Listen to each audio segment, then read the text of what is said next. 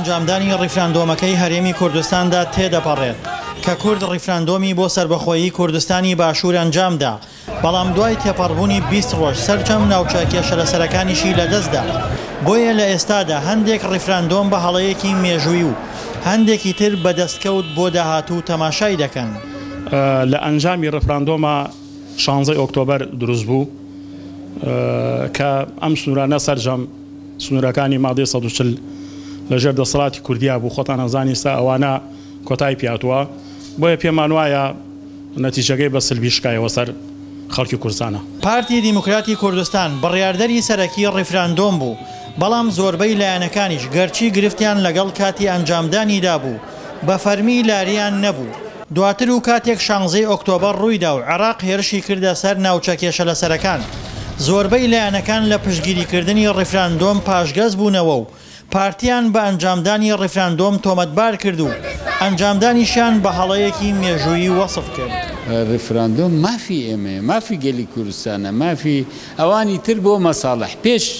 پێش ڕیفراندۆم لایەنەکان هەبوون، پارتیان تاوانبارە کرد بەوەی لەگەڵ تورکیا، پیاوی تورکیا، پیاوی ئێرانە، هی ئەمریکا، هی ئینگلیسە، بەڵام حەقیقەت دەرکەوت نەخێر.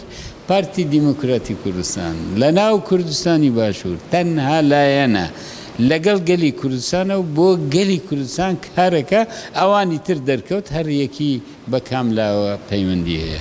عەرەب و تورکمان کە بەشێکی زۆر لە دانیشتوانی ناوچە کێشە لەسەرەکان پێک دەهێنن، ئەو کات و ئێستاش دژی ڕیفراندۆمن و دوای تێپەڕبوونی ساڵێکیش بەسەر پرۆسەکەدا قسەی خۆیان هەیە. تاریخی غەڵەتی کرد کورد، لەبەر ئەوە ئیسا هیچی نییە، هیچ نەما، حتا لە بەغا ئێستا زعیفە. چەند پارچەیە ناتوان لەم هەر بژاردنە یەکی لە ئەو ڕێیس جمهوریە ناتوانن اتفاق بکەن بێن خۆیانە.